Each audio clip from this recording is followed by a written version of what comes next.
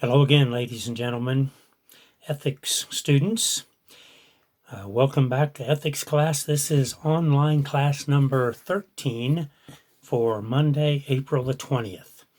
This is our penultimate class, so we're almost finished with the semester. Today, I want to review just a few points with you that has to do with chapter 14 in your book, the last chapter in Jensen. And then I want to review with you very briefly a chart which I have pasted into the email and attached as well. And that is a sort of a chart of comparative points between classical realism and voluntarism.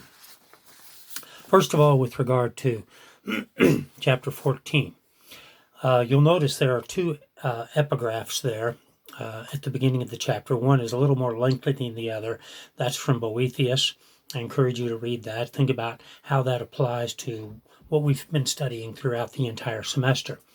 The second epigraph is a shorter one from Aristotle. Reads very simply, "It is the nature of desire not to be satisfied, and most men live only for the gratification of it." Now, you might think that sounds a little strange on the surface. It's the nature of desire not to be satisfied, and yet we live for the gratification of desire. What does that point us toward? It points us toward the biggest ethical problem that we encounter in terms of ourselves. You'll remember that throughout the semester, I kept repeating this phrase to you. We are our own ethical problem. And it might seem curious. Well, how could that be? Aren't there so many ethical problems out in the world? Don't we find most ethical problems in other people, in other societies, and various sorts of problems? But it's us, right? It's our human nature. And one of the unavoidable facts about our human nature is that we are made up of various sorts of desires, and really the only characteristic that they all for sure share in common is that they are all infinite. It's never enough, right? When our desires get something that they point us toward, it's never enough. We have a desire for friendship, but we really have a desire for the perfect friendship. It's never enough just to be friends at a certain level. We always want more. Whatever the desire is, whether it's knowledge, whether it's pleasure, whatever it might happen to be, our desires by nature seem to be unsatisfied, meaning as soon as we get some, we want more. It's an interesting time that we're in to reflect on that nature of desire, because it's interesting how our desires have been refocused during this time of quarantine or semi-quarantine or limited movement, or however it is that you're experiencing it exactly. Things are different, and our desires are not able to be fulfilled in the same way that they might normally be able to be fulfilled. So that's one element, you might say, of the topic of ethics and happiness. I presented this course in terms of a contrast between two very general positions. Classical realism on the one hand, a position which I've referred to as voluntarism on the other hand. And you might think, well, he just made those labels up, and this is something that just came out of the 20th or 21st century. But no, that's not actually the case. Anybody who takes even a brief look at Plato's Republic, and I know many of you have taken at least a brief look at Plato's Republic in your previous philosophy class, you know that this sort of debate or disagreement between realism and voluntarism goes back all the way to the beginning of human thought. And of course, Plato was one of the first ones to put into writing various aspects of human thought. And so we see clearly that this is a long-standing, we could say perennial, never-ending kind of human debate. And the debate, again, since we are our own ethical problem, the debate goes on within ourselves. Which ethical position is true? How should I act? What's going to bring happiness? So this is nothing new. We shouldn't think of it as though it's nothing new. And if we sometimes get confused or discouraged about being able to solve this particular problem, we shouldn't worry too much about that either. If human beings haven't been able to figure it out for at least 2,500 years, we shouldn't worry about it that we don't have it figured out. In your case, in under 25 years, and in my case, many more than 25 years. It's going to still take a lot of thought and reflection and effort on our part. That's not to say that there aren't answers. That's not to say that there are not objective realities pointing us towards objective truths. I think those are there. But by their very nature, again, they're infinite. And so it is difficult for us to figure out many of the most important answers in life. Should we therefore give up and stop striving? Absolutely not. You know, the quest for the ethically good life is a natural human quest, and one in which we should never give up until, at least 30 seconds after we're dead, if not 30 minutes after we're dead. So don't ever give up trying to figure out what is the right thing to do. What's the truth about life? What does it mean to be good? How should I treat myself, and how should I treat others? How can I best live? Don't ever give up on trying to figure all of that out. And I think that's part of what the author is trying to get across in this very last chapter of the book. Of course, the question arises, and the answer differs with regard to realism and voluntarism. What do we mean by true happiness? What is real happiness?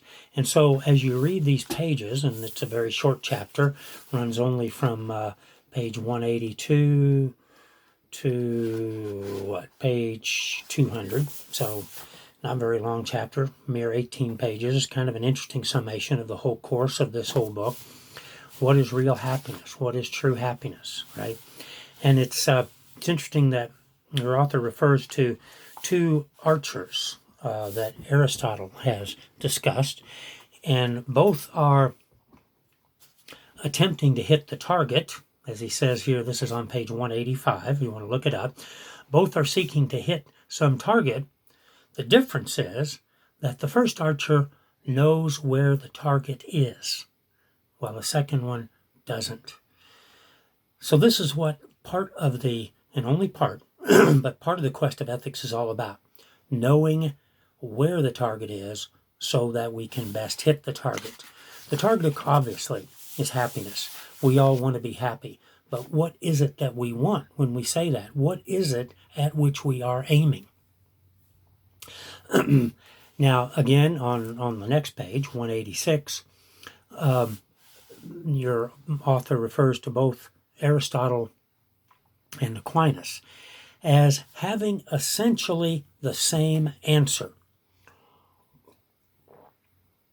They do express their answer somewhat differently, but even though Aristotle certainly was not a Christian, not a Jew, not theistic in the sense in which we would think of being theistic, and so we would think of Aristotle as somewhat pagan, even though that's the case, Aristotle is still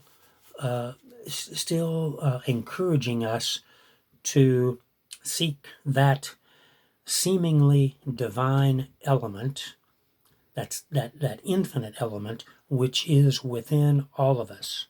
So regardless of what our religious belief happens to be, regardless of what our inclinations, our confusions, our beliefs or lack of beliefs happen to be, Aristotle and Aquinas would both agree that we naturally, consciously or not, we naturally seek this element of the divine. Which brings us to a question which we have discussed several times over the period of the semester, and that's the question of mistakes. Can we make ethical mistakes? For the voluntarist, as we've seen, the answer is pretty much no. Right? Maybe within our own context, within our own outline of life, we can make ethical mistakes, but not really. There really is no wrong way to live. On the other side, on the realist side, mistakes are something that people frequently make, and we all probably have that experience. So at least in that sense, we tend toward the realist side. Maybe if you don't think it's completely true, but we do have that experience of making ethical mistakes. And the only way that we can call something an ethical mistake is if we have a point of reference that is, in a sense, missed by virtue of some action that we have either taken or not taken.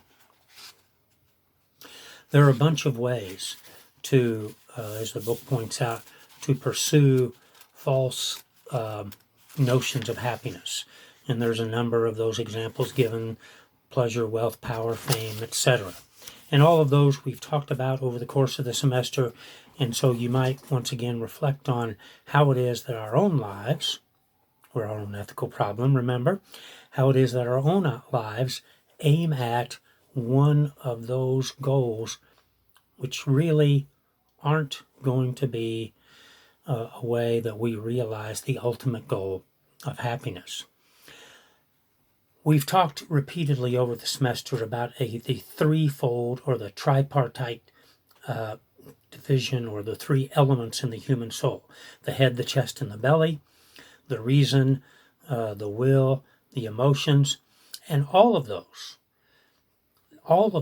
make up the true human being. You can't neglect any of the parts. You can't leave out the reason, you can't leave out the will, you can't leave out the emotions.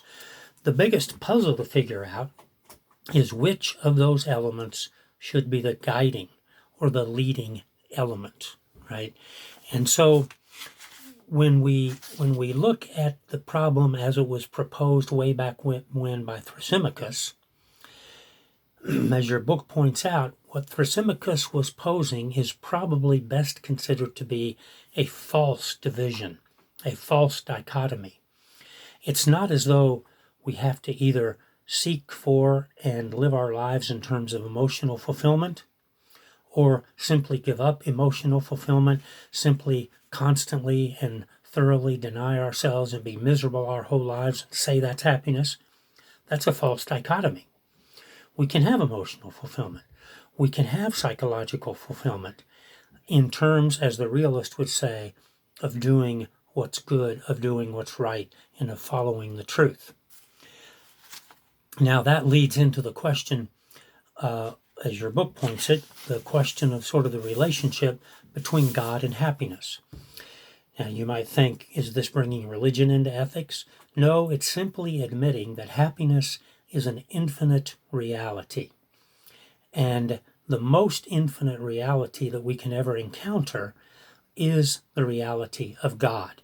It doesn't actually matter whether anyone believes in God or not. Either God does or does not exist. And either we strive toward that infinity in a conscious fashion, or we strive toward that infinity which is God in an unconscious fashion. It was one of the very early proofs of the existence of God given by St. Augustine back in about the 4th, 5th century, that when we strive for truth, we are, in fact, whether we like the idea of it or not, striving for God. And so there's a very interesting little contrast. It comes up on page 198, and it's the contrast between the fleas and the elephant. I'm just calling your attention to that so that you could, if it comes up that I ask you to, so that you could comment on this image here of the fleas and the element. And that ties into the very last question which I have on your notes for chapter 12. Why is it that for everybody, right? Why is it that our deepest satisfaction is in finding the ultimate source of meaning in our human life? Everybody wants that. Even a person, let's say an atheist like Albert Camus, who wrote fantastically interesting novels, his characters were all seeking that same satisfaction and trying to find the ultimate source of meaning in human life. I just reread, I think I may have mentioned this to you before, I just reread his novel, The Plague. Good time for it, right? And then watched the movie, which was made based on the novel. And although movies are never perfect, it's a pretty good representation of what Camus is after. The most important things in novels like that are the people who are striving, the people who are trying to figure out, how do I best react to the situation in which I'm in? Those people found themselves in a much worse situation than we do with regard to the plague. It's very interesting to study, to read about, actually I've studied it, but just to read about how all of them reacted to that situation, each in his or her own way. So that brings us to the end of chapter 12. There's a lot more that we could go over with that, and if we had the opportunity to have a little give and take, I would be very interested to know what you thought about it. And maybe in the course of the final days of the semester, you can tell me in terms of whatever questions there are that I come up with for your exciting final exam. We'll get more into that in the next class, which will be our final class.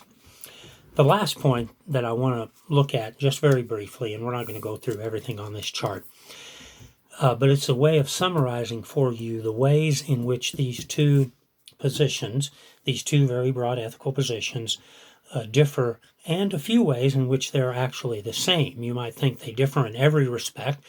Not necessarily.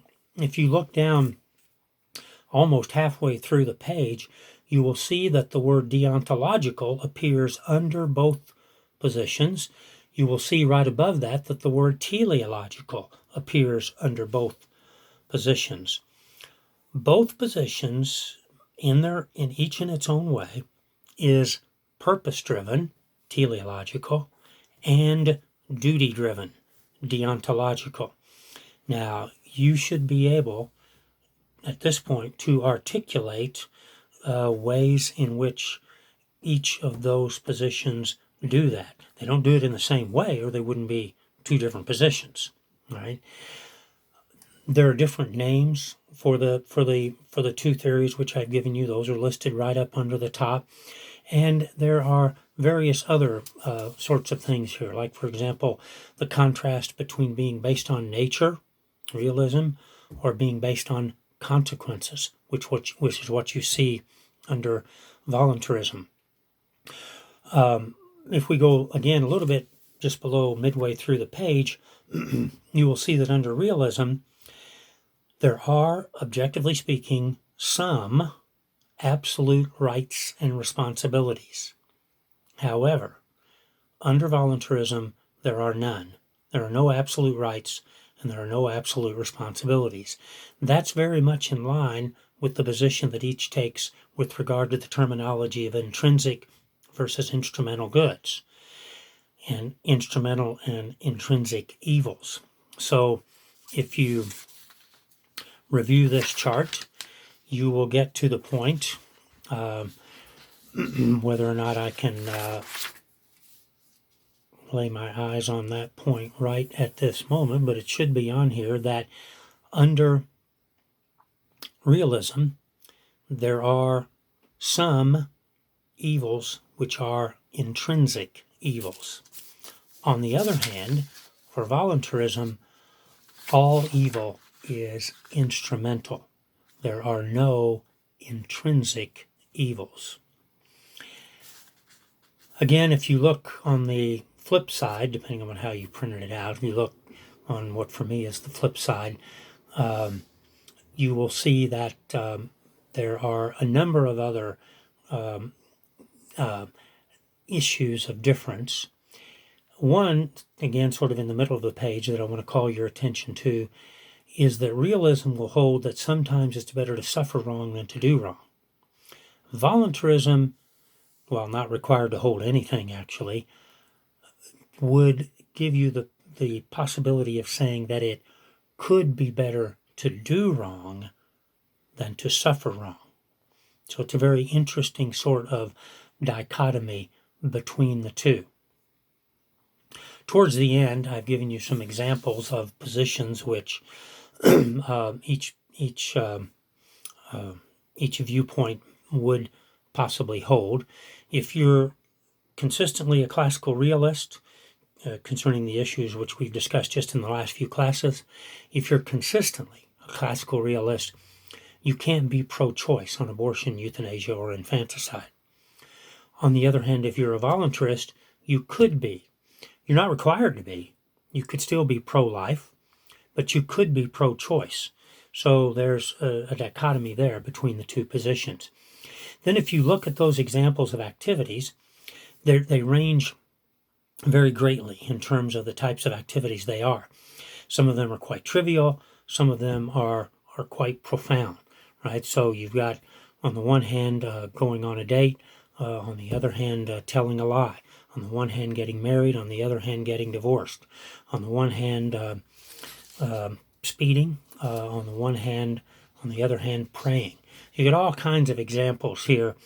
And if you don't know the meanings of any of these words, just look them up. And finally, we get to a statement. And so I want you to reflect on whether or not that statement is true. And I won't read it for you. It's given there at the very end. All right. So, as I mentioned at the beginning, second to last class, we have one more class to go. I'll try to summarize very, very briefly in the next class, and we'll talk a little bit about the final exam. I am attaching, hopefully I remember it when I get back to my computer, the guidelines for the term paper. You can turn the term paper in anytime you want. From now, anytime. I'm ready to get it.